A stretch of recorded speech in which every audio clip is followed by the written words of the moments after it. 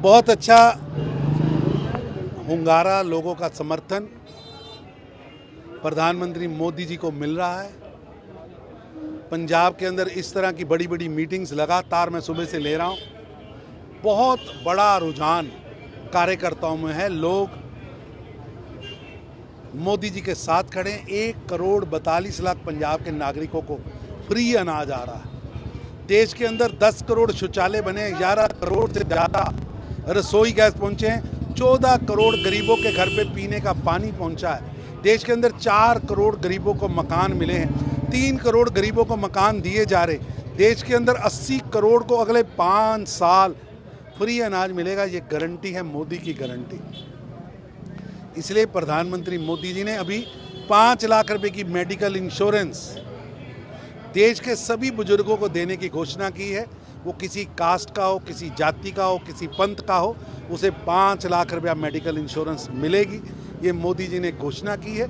और आज बहुत बड़ा जन सैलाब कार्यकर्ताओं का लगातार सुबह से ही मीटिंगों में उमड़ा है।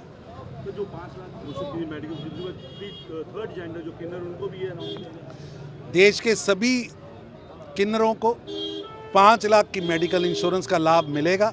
देश के अंदर सभी गरीबों को 5 लाख की मेडिकल इंश्योरेंस का लाभ मिल रहा है।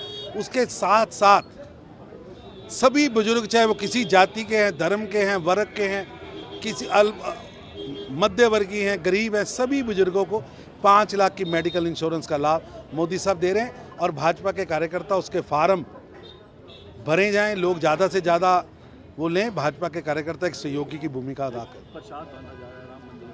ऐसा कि राम भारत के जन जन में है, राम भारत के कण कण में है, हमारे डीएनए में राम है। और राम जन्मभूमि पर 500 साल बाद मंदिर का निर्माण होना पूरे विश्व में बैठे राममयी लोगों के लिए गौरव का विषय है, श्रद्धा का विषय है, उत्साह का विषय है।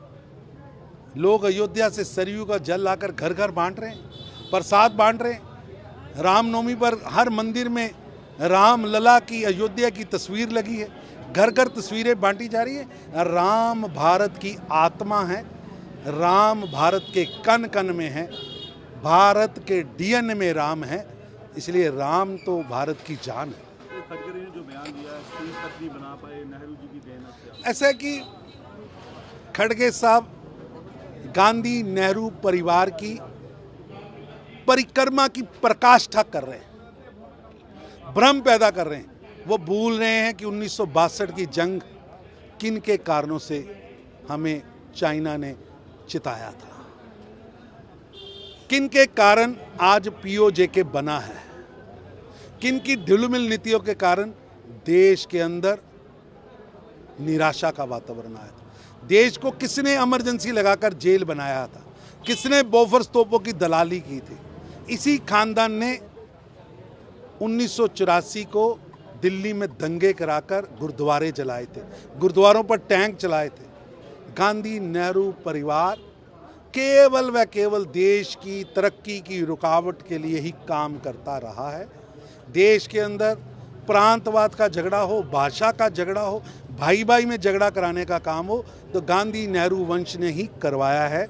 और देश की जनता इसे अभिशाप मानते हैं। लेकिन कांग्रेस के खड़गे साहब, देश के अंदर जो लोकतंत्र के लिए सबसे अभिशाप होता है वो वंशवाद होता है।